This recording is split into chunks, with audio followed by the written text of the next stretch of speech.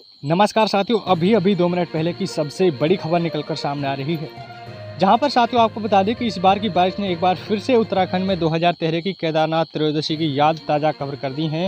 हालांकि लगातार 72 घंटों से ज़्यादा समय से तक बारिश ने पूरे देश में विभिन्न हिस्से जो प्रभावित हुए हैं, लेकिन बारिश का समय ज़्यादा असर कह सकते हैं कि अगर कहीं पड़ा है तो वह पहाड़ी क्षेत्र ही है। और हिमाचल प्रदेश के हालात तो बहुत ही गंभीर हो गए हैं, जहां पर मनाली मंडी जैसे पर्यटक स्थल आज भी पूरी तरह से सुन्न हो चुके हैं और एक बार फिर से जनमानस में पूरी भय के जो जगह बन ली है। वहीं पर कह सकते हैं कि जो केदारनाथ त्रयोदशी के कारण हुई थी और जान माल के भारी नुकसान की खबर भी है और आने वाले कुछ समय में ही पूरे नुकसान का जो आकलन किया जा सकेगा। वहीं पर स्वयं प्रधानमंत्री ने इस सभी जो कह सकते हैं क्षेत्रों में भारी बारिश से हुए नुकसान की जानकारी ली है। और वहीं पर आपको बता दें कि जाहिर है कि प्रधानमंत्री की चिंता हिमालय के प्रति है। वहीं पर दुनिया के बदलते पर्यावरण का अगर किसी को सबसे बड़ा खामियाजा भुगतना पड़ा है तो वह हिमालय क्षेत्र ही है। और पृथ्वी का औसतन तापमान जो 17 डिग्री सेल्सियस को पार कर चुका है।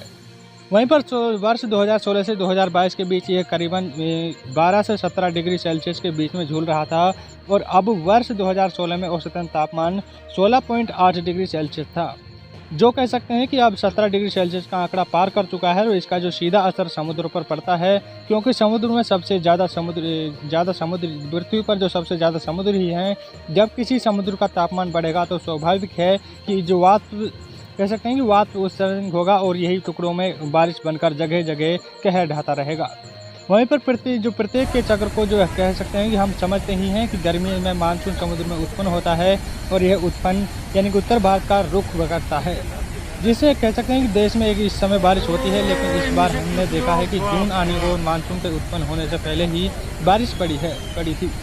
यह सबसे कह सकते हैं कि सबसे बड़ा संकेत था कि समुद्र में उत्पन्न वाष्प उत्सर्जन और उसके साथ ही चली हवाओं और तापमान का अंतर ही बारिश को लाता था, जिसे हम पश्चिम विक्षोभ का असर बताते थे। वहीं पर कह सकते हैं कि अब हालात बहुत बदलते हुए हैं और लगातार औसतन तापमान के बढ़ने को कारण समुद्र में जो तूफान तो चलेंगे ही, लेकिन पृथ्वी पर कब किसी समय वर्षा हो जाए इसका अंदाज़ा नहीं लगाया जा सकेगा।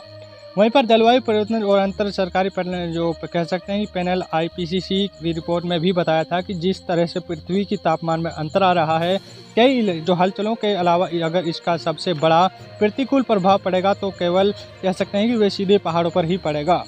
इसे कह सकते हैं कि इसे सरल तरीके से कह सकते हैं समझा जा सकता है कि धरती के बढ़ते तापमान और उसके कारण समुद्र में हुए वाष्प उत्सर्जन के कारण जो मैदानी इलाकों में उष्ण बढ़ती है और समुद्र में वाष्प उत्सर्जन के कारण उसे कह सकते हैं कि कारण उठी हवाएं जब पहाड़ की ओर से चलती हैं तो वहाँ तापक्रम में कमी आने पर बरस जाती है।